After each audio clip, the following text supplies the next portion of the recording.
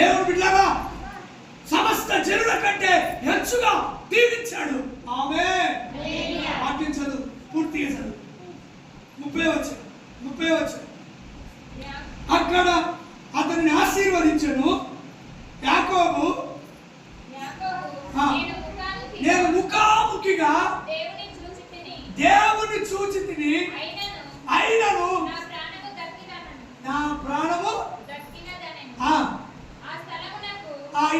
ఆ స్థలమునకు పెనియేలు అని పేరు పెట్టాను. నానా ఈ మాట కొంచెం ఆలోచించండి, ఇంపార్టెంట్ మాట.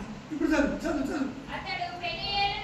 పెనియేలు నుండి హలో ఇట్లు అతడు పెనియేలు నుండి సాగిపోయినప్పుడు సూర్యోదయమాయను. చప్పట్లో ఎక్కడైతే చీకటి ఆవరించి తమ బ్రతుకులో సమస్తము చీకటి అయిపోయి పొద్దు కూకిందో దేవుని దగ్గరికి వచ్చి, అబ్బా తండ్రి నేను ఒంటరినయ్యా, పాపినయ్యా, దుర్మార్గునయ్యా, అయ్యా నన్ను తన్నినా, కొట్టినా, తిట్టినా, చంపినా నీ కొరకే బ్రతుకుతా, నా పాపములు ఒప్పుకుంటున్నా, నీ కొరకు జీవిస్తా అని ప్రతిష్ఠించుకొని ఎప్పుడైతే యాకోబు సమర్పించుకున్నాడో అక్కడ తెల్లవారింది. కొట్టో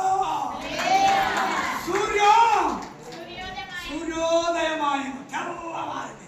యాకోబు ముఖం తేజరిల్లింది. యాకోబు మీదికి సూర్యుడు ఉదయించిండు. యాకోబు పవిత్రుడయ్యిండు. యాకోబు పరిశుద్ధుడయ్యిండు. యాకోబు కాదు, ఇశ్రాయేలుగా మారిండు.